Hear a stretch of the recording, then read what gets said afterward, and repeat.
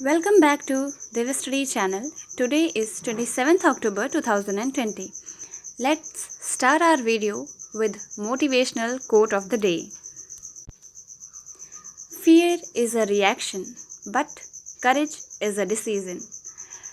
Fear एक reaction है, डर एक प्रतिक्रिया है, पर हौसला, करेज और हिम्मत एक फैसला है। नेक्स्ट स्टार्ट करते हैं अपने फर्स्ट क्वेश्चन के साथ। Recently pink colour political protest was in news. It is related to election of which country. हाल ही में गुलाबी रंग का राजनीतिक विरोध खबरों में था। यह किस देश के चुनाव से संबंधित है? So the answer is USA। USA में अभी पिंक कलर पॉलिटिकल प्रोटेस्ट चल रहा है, जो कि वहाँ की जो सेलिब्रिटीज़ हैं, जो कि हॉलीवुड सेलिब्रिटीज़ हैं, उनके द्वारा किया जा रहा है। वो भी इसलिए ताकि वुमेन पार्टिसिपेशन बढ़े इलेक्शन में या फिर पॉलिटिक्स में, राजनेता बनने के क्षेत्र में। तो क्या है सारी बात हम लोग देख लेंगे इस वीडियो में। तो पहले मैं आपको एक फ़ोटो दिखाना चाहूँगी जिसमें एक वुमेन सेलिब्रिटी हैं जो कि USA की हैं। 1 minute, I will show you. Here is she, जिन्होंने पूरे के पूरे पिंक कपड़े पहने और उन्होंने फ़ोटोज़ क्लिक करके सोशल मीडियाज़ पे डाली। और उन्होंने अपने जो सोशल मीडिया अकाउंट पे इसके साथ एक हैशटैग चलाया जिसका नाम था एम्बिशन शूट्स यू, जिसका मतलब जो सिर्फ ये सिंबल दे रहा था या ये दिखा रहा था to mobilise American women to vote, जिसमें वो प्रेरित कर रही थी कि जो अमेरिकन वुमेन्स हैं वो वोट के लिए आगे आएं और पार्टिसिपेट करें पॉलिटिक्स में और वोट भी करें। बट इस पिंक कलर का क्या मतलब है कि जब भी वुमेन्स की बात आती है तो पिंक कलर ही क्यों आगे निकल कर आता है? क्योंकि जब हम बात करें जो 18th सेंचुरी थी उसके पहले की, अगर हम बात करें 18th सेंचुरी की पहले की, तो जितने भी अपर क्लास के लड़के होते थे, बॉयज़ होते थे, स्पेशली एलीट ग्रुप के जो भी मेंबर्स होते थे, उनके जो भी लड़के होते थे वो पिंक कलर पहनते थे। ये उनकी शान में एक चार चांद लगाने वाला रंग था। और जो भी निचली जाति के या फिर नीचे लोअर सेक्शन के जो बच्चे होते थे वो नीले कपड़े, उसमें से ज़्यादातर लड़कियां होती थी और वो नीले कपड़े पहनती थी।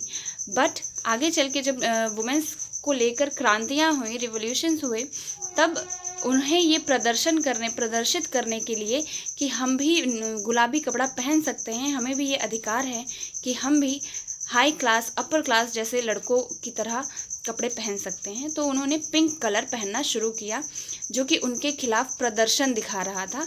तब से पिंक कलर वुमेन्स का सिंबल बन गया। अगर हम इंडिया की बात करें तो इंडिया में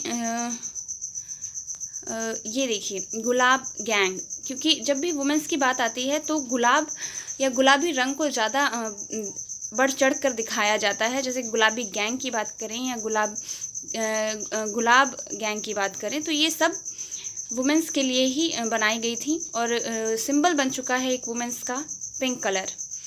अगर हम बात करें UN में जो वुमेन्स की पार्टिसिपेशन की, अगर हम बात करें, UN में एक अलग से डिपार्टमेंट है जो कि काम करता है सिर्फ और सिर्फ वुमेन्स के लिए। उसमें सिर्फ और सिर्फ पूरे वर्ल्ड की जितनी भी संसदीय व्यवस्था है, पार्लियामेंट्री सिस्टम है, उसमें जो वुमेन्स का पार्टिसिपेशन है वो इतना कम है, क्योंकि हम वुमेन्स जो भी वुमेन्स होती हैं वो 50% उनका आधा हिस्सा जितना भी देश चलता है वो किसके सहारे चलता है? वुमेन्स के सहारे चलता है। बट अगर हम बात करें पार्लियामेंट में उनका जो भी योगदान है वो सिर्फ और सिर्फ 24.3% है। ऑल ओवर द वर्ल्ड की बात मैं कर रही हूँ। पार्लियामेंटेरियन की अगर हम बात करें तो सिर्फ 24.3% वुमेन्स का पार्टिसिपेशन है। बट एक रवांडा, जो कि एक देश है जो कि अफ्रीका में है, वो एक ऐसा देश है जिसमें 60.3% वुमेन पार्लियामेंटेरियंस हैं। ये मतलब अगर हम बात करें मेल से तो उनसे भी ज़्यादा हैं और ये बहुत ही अच्छी बात है। बट जैसे कि भारत की हम बात करें, भारत में वुमेंस की स्थिति उतनी अच्छी नहीं है और बाकी देशों में भी उतनी खास अच्छी नहीं है, 50% से तो कम ही है सब में। खैर, हम बात कर लेते हैं एक और इम्पॉर्टेंट जो कि न्यूज़ या फिर इम्पॉर्टेंट फैक्ट होगा जो हमें जानना चाहिए कि इंडिया में वुमेंस को पार्लियामेंट में कब पार्टिसिपेट करने का मौका मिला। तो 1919 का जो एक्ट था उस तब से जो वुमेंस पार्टिसिपेट करने लगी संसद में या फिर राजनीतिक क्षेत्र में। नेक्स्ट क्वेश्चन अब देख लेते हैं। Recently, Sri Lankan government has passed which amendment in the constitution to increase the power of the president? हाल ही में श्रीलंका सरकार ने राष्ट्रपति की शक्तियों को बढ़ाने के लिए संविधान में कौन सा संशोधन पारित किया है? So the answer is A 20th amendment act है जो कि पारित किया गया है श्रीलंकन गवर्नमेंट के ज़रिए ताकि वो प्रेसिडेंट की पावर्स को बढ़ा दे। बट ये करना बहुत ही गलत है अगर हम कहें कि प्रेसिडेंट की पावर को इनडेफिनिट कर देना या फिर बहुत ही ज़्यादा बढ़ा देना, क्योंकि ये ऐसा श्रीलंका में क्यों हो रहा है? क्योंकि जो प्राइम मिनिस्टर हैं और जो प्रेसिडेंट हैं दोनों भाई हैं, वो भी सगे। अगर हम उनका नाम जानने की कोशिश करें तो जो प्राइम मिनिस्टर हैं वो है महेंद्र राजपक्षे और जो प्रेसिडेंट हैं वो है गोटाबया राजपक्षे। क्योंकि श्रीलंका में प्रेसिडेंट का जो कार्यकाल होता है वो सिर्फ और सिर्फ 3 साल का होता है और आने वाले समय में उनका ये कार्यकाल पूरा हो रहा है। बट ये लोग अपनी फ्यूचर प्लानिंग के लिए कि हम लोग इसी पोजीशन पे, इसी पोस्ट पे बने रहें, इसकी वजह से जो श्रीलंकन गवर्नमेंट है, मतलब जो पार्लियामेंट में बैठे हुए प्रधानमंत्री हैं वहाँ के महेंद्र राजपक्षे, जो कि बड़े भाई हैं उनके किसके, प्रेसिडेंट के, उन्होंने ये कानून पारित किया है कि अब जो भी सबसे बड़ी जो पावर होगी वो तो प्रेसिडेंट की होती है, बट अब कोई भी इंसान प्रेसिडेंट के खिलाफ ज़्यादा कुछ नहीं बोल सकता और उसे ड्यूअल सिटीजनशिप का भी अधिकार प्राप्त हो गया है और उसको इस बात की भी पावर मिल चुकी है कि वो कभी भी कहीं से भी सुप्रीम कोर्ट के जो जज हैं उन्हें अपॉइंट कर सके विदाउट एनी डिले। वो कोई भी या फिर कोई भी सलाह मशवरा लिए बिना अगर उसे कोई लग रहा है कि हम इसे सुप्रीम कोर्ट का जज बना सकते हैं तो वो फ्री है और वो बना सकता है। कौन? प्रेसिडेंट। ये पार दी गई है 20th कॉन्स्टिट्यूशन अमेंडमेंट में जो कि श्रीलंका में हुआ है। और इसे क्या इस कानून के तहत और कौन सी पावर्स दी गई हैं प्रेसिडेंट को, तो वो ये है कि वो जितनी भी जो गवर्नमेंट की पोस्ट होती हैं उसमें भी वो कभी भी चाहे किसी को भी चाहे हटा सकता है और किसी और को नियुक्त कर सकता है बिना किसी भी एग्जामिनेशन के, बिना किसी नॉलेज के। अगर वो चाहे तब भी वो कर सकता है। कौन? प्रेसिडेंट। ये क्या किस में बोला गया है? 20th अमेंडमेंट एक्ट में। ठीक है, तो ये सारी बातें थी श्रीलंका की जो कि बहुत ही दयनीय और दुखी हैं और निंदनीय भी हैं। तो चलिए आगे बढ़ते हैं और श्रीलंका के बारे में जानते हैं। श्रीलंका की कैपिटल है कोलंबो, बट वो कोलंबो जो है वो श्री जयवर्धनेपुरम कोट्टे के बगल में है। बट अगर एग्ज़ाम में आता है कि कौन सी कैपिटल है श्रीलंका की तो आप टिक करेंगे श्री जयवर्धनेपुरम कोट्टे। 2 कैपिटल हैं श्रीलंका की, कोलंबो और श्री जयवर्धनेपुरम कोट्टे। अगर हम प्रेसिडेंट की बात करें तो गोटाबया राजपक्षे, प्रेसिडेंट की प्राइम मिनिस्टर की बात करें तो महेंद्र राजपक्षे, करेंसी की बात करें तो रुपया। नेक्स्ट क्वेश्चन देख लेते हैं। यूएसए के बारे में हमने जो पहला क्वेश्चन पढ़ा उसके बारे में हम लोगों ने ज़्यादा डिटेल में नहीं गए, तो हम लोग यहाँ पे देख लेते हैं। कैपिटल है वॉशिंगटन डीसी, करेंसी है डॉलर, प्रेसिडेंट है डोनाल्ड ट्रंप, कंटिनेंट है America, located in Pacific ocean. Okay, next question is recently India has band selling of imported goods at which place? Bharat ने किस स्थान पर आयातित वस्तुओं की बिक्री पर प्रतिबंध लगा दिया है? So the answer is B, military canteens. जो कि अभी तक सामान आता था कैंटीन में जो कि इंपोर्ट होकर आता था, बट जो क्योंकि हमारी जो भी मिलिट्री है वो बहुत ही ज़्यादा अच्छा काम करती है, इसी वजह से रिजर्वेशन प्राप्त था कि कैंटीन में जितना भी सामान आएगा, जो भी आर्मी में काम करने वाले लोग हैं, नियुक्त हैं उसमें, आर्मी में हैं, उन्हें वो कम दरों पर मिलता था। अगर मार्केट प्राइस की बात करें तो उसके हिसाब से कैंटीन में जो भी प्राइस होता था वो रिलेटिवली कम होता था। तो बट अब इम्पोर्टेड गुड्स आएंगे नहीं, और इम्पोर्टेड गुड्स में अगर हम बात करें तो लिकर नहीं आएगा, जो कि शराब होती है, उस पर बैन लगा दिया गया है इंडियन गवर्नमेंट के द्वारा कि इंपोर्ट नहीं होगी मिलिट्री कैंटीन्स में, क्योंकि वो चाहते हैं हमारा जो देश है वो आत्मनिर्भर भारत बने। इसी के चलते और इन्हीं के पदचिन्हों पर हम चाहते हैं कि हम जितना भी सामान है वो अपने देश में ही बनाएं और तब मिलिट्री कैंटीन्स में बेचें। तो ये सारी कहानी थी, और अब मिलिट्री कैंटीन्स में इंपोर्टेड गुड्स नहीं आएंगे, मेनली लेकर नहीं आएंगे। नेक्स्ट क्वेश्चन देखते हैं। नेक्स्ट क्वेश्चन देखने से पहले हम ये बता देते हैं कुछ इंपॉर्टेंट चीज़ें हैं। The foreign angle, CAG, controller auditor general report, उनकी रिपोर्ट थी जिसमें 2017 में जो sailed even regular items being replaced by Chinese products, क्योंकि हमारे वहाँ जो भी प्रोडक्ट आता है या बनता है वो दूसरे जो भी विदेशी कंपनियाँ होती हैं उनके द्वारा जो भी प्रोडक्ट एकदम चीप रेट में आ जाता है। इसी वजह से हमारा जो मार्केट है वो एकदम, जो भी बिज़नेस है वो पूरी तरह से ठप हो जाता है और वहाँ का प्रोडक्ट कुछ भी नहीं बिकता है। अगर हम चाइनीज़ प्रोडक्ट की बात करें तो, क्योंकि वो बहुत ही ज़्यादा बिकता है हमारे वहाँ। Handbags, slipper and blanket of Chinese origin were available at the stores, ये सब अलाउ रहता था, वहाँ पे बिकता था, जिसकी वजह से हमारे जो भी मार्केट है वो बहुत ही बेकार हो चुका था। बट अभी रिसेंट मूव्स जो लिए गए हैं, sale of high end cars were banned in CSD, अगर हाई एंड कार्स भी जो हैं वो बैन हो चुके हैं CSD में। CSD का फुल फॉर्म क्या होता है? तो कैंटीन स्टोर डिपार्टमेंट, ये भी एक आर्मी से रिलेटेड डिपार्टमेंट है। Next question, recently India has become chairman of which international institution after 35th year, हाल ही में भारत 35 वर्षों के बाद किस अंतर्राष्ट्रीय संस्था का अध्यक्ष बना है? So the answer is C, international labour organisation. International labour organisation में जो चेयरमैन बने हैं उनका नाम है अपूर्व चंद्रा, जो कि 1986 बैच के IAS अधिकारी हैं, ऑफिसर हैं। अगर हम बात करें तो वो किस पोस्ट पर विराजमान हैं, तो वो चेयरमैन बने हैं, जो कि एक हायर पोजीशन होती है, और वो 35 साल के बाद भारतीय कोई है जो एकदम एडमिनिस्ट्रेटिव पावर पे पहुंचा है, तो उनका नाम है अपूर्व चंद्रा। अगर हम ILO की बात करें, जिसका हेडक्वार्टर है जेनेवा स्विट्ज़रलैंड में, जिसमें मेंबर हैं 186, और इसमें जो और इसे 3 तरह से ये काम करता है। इसका सब डिवीज़न होता है 3 जगह पे, जहाँ पे जो भी मीटिंग होती है उसमें 3 मेंबर्स या फिर 3 स्तरीय होती है। पहला गवर्नमेंट के लोग जाते हैं वहाँ, और जो भी एम्प्लॉयर होता है वो जाता है,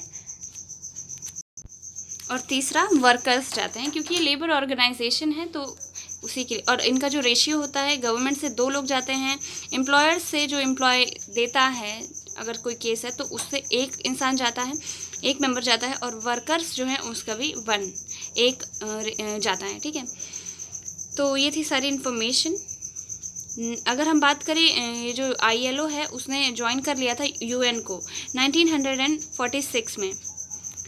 next question, recently the United Nation day was celebrated, it is celebrated every year on which date, हाल ही में संयुक्त राष्ट्र दिवस मनाया गया, यह हर साल किस तारीख को मनाया जाता है? सो द आंसर इज 24 अक्टूबर को मनाया जाता है हर साल, क्योंकि इसी दिन इसकी स्थापना हुई थी 24 अक्टूबर 1945 में, और ये US प्रेसिडेंट थे जिनका नाम था फ्रैंकलिन रस्टवेल्ट नाम था इनका। इन्होंने जो चार्टर एक्ट पारित किया था, क्योंकि वर्ल्ड वॉर जब ख़त्म हुआ था 1945 में, तो एक ऐसे संघ की ज़रूरत थी जो पूरे यूरोप को संभाल सके और मिलजुल कर ये लोग रह सकें, तो उन्होंने यूनाइटेड नेशन की स्थापना करी और एक UN चार्टर एक्ट पारित किया, जो कि जून 26 को पारित किया था उन्होंने। और ये जो 75th ये जो डे मनाया गया है इस बार। यूनाइटेड नेशन डे, ये 75th एनिवर्सरी है यूएन की। Next question, United Nation day 2020, ये उसका लोगो है। Recently which country has deployed water attache in India under its embassy? हाल ही में किस देश ने अपने दूतावास के तहत भारत में वाटर अटैच तैनात किया है? So the answer is D, Israel. Israel की जो भी, अगर मैं कहूँ, आर्मी है या फिर जितना भी आर्म फोर्स से रिलेटेड काम है वो बहुत ही अच्छे फैबुलस होता है, बहुत ही अच्छी तर्ज पे होता है। और सबसे आगे अगर हम बात करें तो वो कौन है? इज़राइल है डिफेंस के मामले में। उसने वाटर अटैची जैसे कार्यक्रम इंडिया में चलाना शुरू किया है। और वैसे भी जितनी भी टेक्नोलॉजीज़ होती हैं डिफेंस से रिलेटेड वो ज़्यादातर इंडिया कहाँ से सीखता है? इज़राइल से सीखता है। तो ये भी एक वाटर अटैची है जिसको हम लोग साथ में, अटैची मतलब जो अटैच हो, तो वाटर जो हम अटैच करके लेकर जा सके जब भी हमें कहीं पे भी ज़रूरत हो, जो डिफेंस में जितने भी लोग हैं उन्हें जब भी ज़रूरत हो, जो भी आर्मी फोर्स में हैं उन्हें जब भी ज़रूरत हो, तो वो इसका इस्तेमाल कर सके। ये भी टेक्नोलॉजी किससे सीखी है? हमने इज़राइल से सीखी है। और इसका भी एम्बेसी कहाँ? इंडिया में बनाई जाएगी इज़राइल के द्वारा। 7th question, NATO is to establish its new space centre at which place amid China and Russian objections? चीन और रूसी की आपत्ति, it's written, actually it's wrong, it's आपत्ति नहीं, आपत्ति के बावजूद भी नाटो किस स्थान पर अपना नया अंतरिक्ष केंद्र स्थापित करेगा? सो the answer is Germany. Germany जो कि एक यूरोपियन कंट्री है, वहाँ पे नाटो किसके साथ? नासा के साथ मिलकर एक स्पेस एजेंसी, स्पेस सेंटर खोलेगा, जिसका विरोध कर रहे हैं चाइना और रशिया। क्योंकि चाइना और रशिया को ये लग रहा है कि नाटो जो कि नॉर्थ अटलांटिक ट्रीटी ऑर्गेनाइजेशन है, वो एक ऐसा नासा के साथ मिलकर स्पेस में एक ऐसा सेंटर या फिर एक ऐसी जगह बनाएगा जहाँ से वो पूरा जो भी उनका डिफेंस है वो एग्जीक्यूट करे और दूसरे देशों के खिलाफ उसे यूज़ करे। तो ऐसा किसकी अजम्पशन है? ये चाइना और रूस की अजम्पशन है। अगर हम बात करें नाटो की, तो नाटो में 30 मेंबर्स हैं अभी। अगर हम फाउंडेशन मेंबर्स की बात करें तो 29 मेंबर्स थे, एक उसमें मिल गया है मैसेडोनिया, इसीलिए अब 30 मेंबर्स हैं। Next question, recently Joginder war memorial was inaugurated in which state? हाल ही में जोगिंदर युद्ध मेमोरियल का उद्घाटन किस राज्य में किया गया है? So the answer is D, Arunachal Pradesh. Arunachal Pradesh में जोगिंदर वॉर मेमोरियल का इनॉग्रेशन किया गया। जोगिंदर जिनको परमवीर चक्र से नवाजा गया था क्योंकि उन्होंने अकेले 50 लोगों, जो चाइना के सैनिक थे, उनको अकेले ही मार गिराया था या उनसे अकेले ही लड़ते रहे थे। और फिर बाद में जाकर जब ज़्यादा लोग हो गए तो उन्हें वहाँ से अरुणाचल प्रदेश से ले जाकर चाइना ले जाया गया और वहीं पे उनका देहावसान हो गया। अगर हम उनको मरणोपरांत ये परमवीर चक्र दिया गया। अगर हम बात करें उनकी, तो ये है अरुणाचल प्रदेश, जहाँ पे ये जो दिहांग पास है या बॉमडीला पास है, वहाँ पे ये सारा घटनाक्रम हुआ था। और जिसका नाम क्या है? जोगिंदर, उसी जगह को अब जोगिंदर वॉर मेमोरियल का इनॉग्रेशन किसके द्वारा? अरुणाचल प्रदेश की स्टेट के वो क्या कहते हैं, गवर्नमेंट के द्वारा किया गया है। अरुणाचल प्रदेश की बात करें तो कैपिटल है ईटानगर, गवर्नर हैं BD मिश्रा, चीफ मिनिस्टर हैं पेमा खांडू, लोकसभा सीट हैं 2, राज्यसभा सीट हैं 1, लेजिस्लेटिव असेंबली हैं 60, नेशनल पार्क हैं मॉलिंग नमदाफा नेशनल पार्क हैं। अगर हम बात करें जोगिंदर जी की, तो वो ये है फ़ोटो उनकी, और ये है जो मेमोरियल बनाया गया है अरुणाचल प्रदेश की सरकार के द्वारा। और ये जब उनकी बेटी को परमवीर चक्र दिया गया उनके मरणोपरांत, जोगिंदर जी के मरणोपरांत। Next question, recently which state has launch new industrial policy 2020-25 to woo investments in the state? हाल ही में किस राज्य ने राज्य में निवेश को लुभाने के लिए नई औद्योगिक नीति 2020-25 शुरू की है। So the answer is D, Karnataka. Karnataka ने अभी अपनी नई इंडस्ट्रियल पॉलिसी, औद्योगिक पॉलिसी की शुरुआत की है, ताकि वो दूसरे जो भी इन्वेस्टमेंट्स होती हैं उन्हें लुभा सके और ताकि वो कर्नाटक में इन्वेस्ट करें। तो बात है कर्नाटक की, तो यहाँ है मैप में कर्नाटक। हम देख लेते हैं कहाँ है कर्नाटक। तो ये जो पूरा एरिया है ये है कर्नाटक का। कर्नाटक की जो कैपिटल है वो है बेंगलोर। अगर हम कर्नाटक के चीफ मिनिस्टर की बात करें तो हम इस पेज पे देख सकते हैं। गवर्नर है वजुभाई वाला, चीफ मिनिस्टर हैं BS येदुरप्पा, लोकसभा सीट हैं 28, राज्यसभा सीट हैं 12, लेजिस्लेटिव असेंबली हैं 224, लेजिस्लेटिव काउंसिल हैं 75। नेशनल पार्क की बात करें, Anshi, Bandipur national park, Bannerghatta national park, Kudremukh national park, Nagarhole and Rajiv Gandhi national park. Last but not the least question is, recently Prime Minister Narendra Modi has launched which scheme in Gujarat? हाल ही में प्रधानमंत्री नरेंद्र मोदी ने गुजरात में कौन सी योजना शुरू की है? So the answer is किसान सूर्योदय योजना। So the answer is A, किसान सूर्योदय योजना, जो कि गुजरात में की गई है, इसका inauguration. So this was the last question. Please do subscribe my channel and stay connected with my channel. Thank you for watching.